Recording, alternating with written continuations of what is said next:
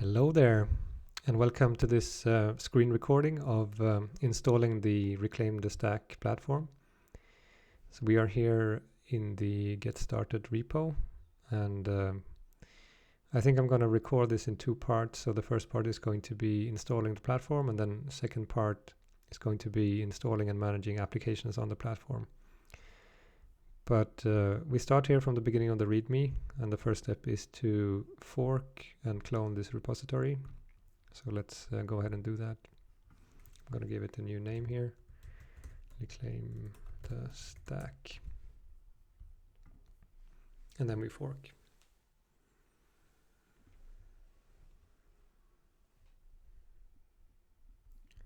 And now we can go ahead and clone. I'm going to use the HTTPS URL here.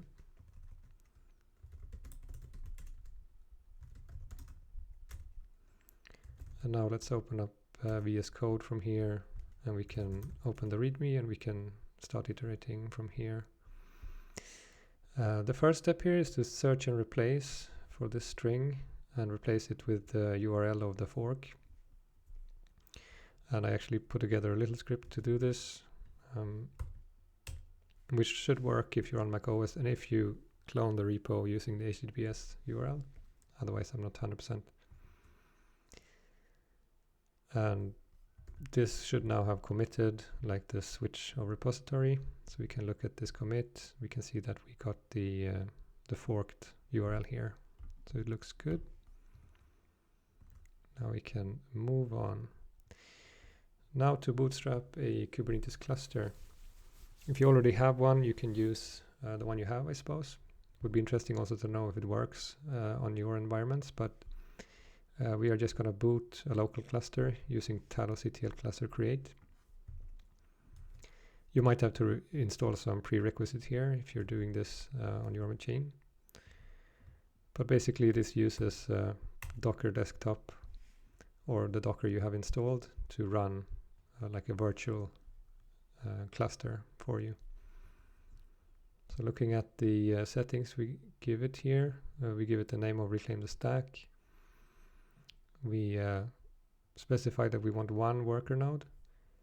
I did some experiments using like a highly available cluster using 3 nodes, but it was a bit too much for my computer. So I think in the interest of not melting down everyone's computers, it's wiser to use just one node while trying this out locally.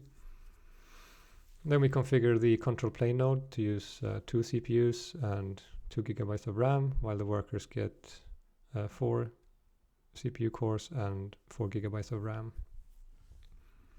We also apply this Talos patch, which we can look at.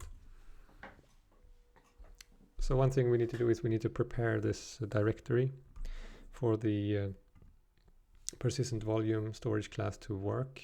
This is so that we can provision the persistent volumes, which is how we get stateful disk inside the Kubernetes cluster, which we need for the databases, etc. We also have this sysctls config here, which increases the max map count, which is required for Elasticsearch. If you cannot apply this, then you can also configure Elasticsearch to not use the memory maps. We can also have a look at Docker desktop here, where we can see these 2 nodes are running. And one thing that you might want to look at is your resources settings. Make sure that you have sufficient CPU and RAM. So you need a minimum of 6 CPU cores and 6 gigabytes of RAM, but maybe you want a bit more. I also enabled this Rosetta emulation checkbox here, which supposedly makes things a bit faster, though they're still quite slow. There's a lot of emulation and virtualization going on here. And usually this takes about 2 to 3 minutes to complete, and we're done here, so we can proceed. Now that we have the cluster, we can configure kubectl and talosctl to use this cluster by setting the context there. And we can confirm that this works by checking out the nodes of Kubernetes and also the nodes of Talos. So that's looking good. And we will also put some labels on the worker node here. So we're giving it the some role labels, worker and database.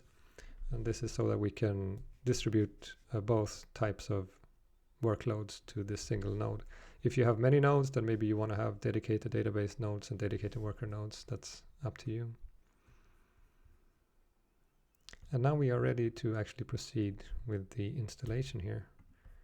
So we start by bootstrapping Argo CD, which is the GitOps tool that will fetch and sync whatever we put in their GitOps repo into Kubernetes. And after, like within 30 seconds or so, it should have Argo CD up and running. And once that is done, then we can run this command and we get the admin password for our Argo CD instance. And then we can run a port forward, and that's how we can access now Argo CD on port 8080. We proceed through the self-signed certificate there. And then we can log in with admin and the password that we can copy paste. And now we are logged into Argo CD dashboard here, but we don't have any applications. So we can now start bootstrapping all the components of the cluster. First, we also escalate the security privileges of the default namespace. And this is so that we can be compatible with a linker D. And then once we apply this root certificate or root manifest, then the party gets started here. So Argo CD will start syncing and installing all these applications that we had configured in the GitOps repository. And this takes a few minutes, maybe 5 minutes, 6 minutes or so. And usually it goes smoothly. Sometimes it seems to get stuck on one or two things, and then you might have to like resync or do something. But I think I've only actually seen it fail once, and I've tried it quite a few times, but it seems like it might fail sometimes. Argo CD isn't like 100% robust, I would say. Or rather, like I think Kubernetes also can be a bit, like when you're doing this many things at once, I guess there is a chance that something just like goes into some race condition or something, and it takes a bit longer to synchronize than it would normally do. But we can see here things are starting to get green. So when they're healthy and synced, that means everything is good to go. You can also have other states like out of sync and progressing. Out of sync means there are still like things that need to be installed. So we can see that actually we are installing applications in waves here. So the ones which are yellow here, they are not allowed to proceed until logging is fully green. So we're actually waiting now for logging. And logging just went green, so that means it can start to proceed with the next wave.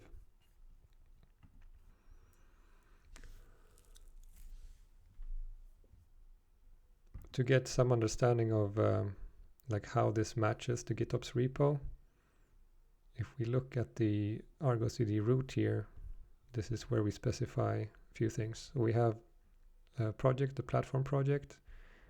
We also have the applications project. And those you can also filter on here. So we can filter on this applications and platform. Currently, we're only installing platform components. And then we have the platform application itself, which is then configured to look at the path inside of the GitOps repository, the platform applications. So basically, it just takes all the YAML files inside this directory and applies them. We also have a disabled folder here. Later on, we're going to enable Cloudflare by moving it out of disabled and into this folder, so it gets automatically picked up by this root manifest. Some of these application manifests here, they are using Helm. I think, for example, this one. So then you will only see the source is a chart from a chart repository, and it also has a version specified, while some of these other ones, they will point into a path inside of this repository, and so those will end up here then. So you will also have some extra manifest for the different applications that require them here. Let's have a look here and see how we're doing. So we are now fully green, so that's really great. Or I should say we're almost fully green, because the ClickHouse operator has a little issue with these CRD resources. We can see that there is like very minor diff here between the state in Git and the state in Kubernetes, and that makes Argo a bit grumpy. It feels like we're out of sync here. And this is a known issue upstream, which is fixed, but it's not released yet in the ClickHouse operator. But it doesn't actually matter, so we can just ignore that. And we can now move on to the next step here, which is to activate the Cloudflare D ingress. So the first step then is to move this Cloudflare D application out of disabled and into platform applications so it can get picked up. And then we will create the Cloudflare tunnel. You do this with a command line tool called Cloudflare D, which I already have installed. I think you can just brew install it. I'm also already logged in, so I don't need to do that. But once you're logged in, you can create the tunnel. And this will generate this credentials file on disk, and then we use kubectl create secret to turn that into a Kubernetes secret, which we also seal using this sealed secret approach. And now I have a little helpful snippet here that we can run, and we get some output. So we get one link here where we can see a list of tunnels, and another one is the one where we can actually set up the DNS records that we need to set up. So we should, under the tunnel section here, we should now see our reclaim the stack tunnel, and it should be inactive for now, since we haven't started any listener web service. I'm going to define the DNS here under mynewsers.dev in this case. So let's head over to DNS, and we can add record. It's going to be a CNAME. And to make things simple, I'm going to do star.reclaim the stack.mynewsers.dev. And for the target, we can copy paste from this output. And we can give it a little comment here, ingress for reclaim the stack, and we can save this. So if you're doing what I'm doing here, which is subdomain, you will need to have the total TLS thing enabled for your Cloudflare D or your Cloudflare account. If you're uncertain about that, you can head over to SSL and Edge certificates, and if you have total TLS enabled here, it means that subdomains will automatically get provisioned with a certificate. If you don't, then you can't really use subdomains, so maybe you have to just use *@, or you have to be explicit about the applications we're going to expose. I have documented a bit about this here, so you can read that if you're uncertain. But the next step then is to go to the Cloudflare D ingress configuration, and we change example.com here to reclaim the stack.mynewsdesk.dev. And now we are ready to commit this change to the GitOps repo. I like to use GitX, a visual committing tool, so I can see what I'm doing. So those should be the things, and we can just say, okay, enable Cloudflare. And we push that. And now we can head back to Argo CD here, and we can find platform. And we can see that it's already syncing now, because it noticed that something new had happened. Later on, this will be like a completely instant thing via GitHub webhooks. but for now it's like it pulls every 3 minutes. So I guess we got lucky there and we hit just the timing when it was pulling to look for changes. Now it looks like Cloudflare D is fully green here. So hopefully now we can change this localhost thing and we can actually navigate to Argo CD.reclaimthestack.myNewsys.dev. And sure enough, looks like it's working, and we can again pick up this password that we used for Argo CD, and now we can sign in, and we are now live on the internet, just going into our local machine, into our local Kubernetes cluster, a dream within a dream within a dream, and it just works.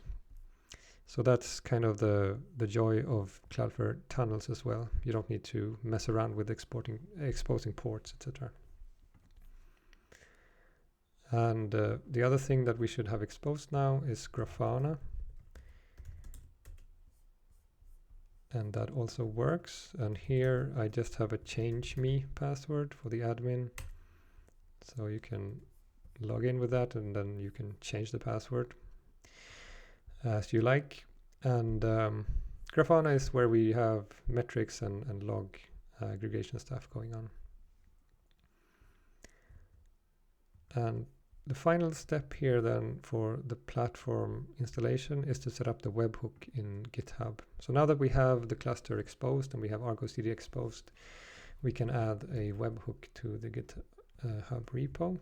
So let me head back here, go to settings and webhooks, add webhook, and then we type in our correct URL here. Reclaim the stack.mynewsys.dev, and we want application JSON, and then we can just add the webhook, and now we are good to go. So from now on, whenever we push to this repository, then GitHub will send a webhook to Argo, and Argo will automatically refresh all the apps which correspond to that repository which was updated. So that will be it for part 1. We have our nice little platform going here. As you see, it's quite simple to get started, and see you in the next part.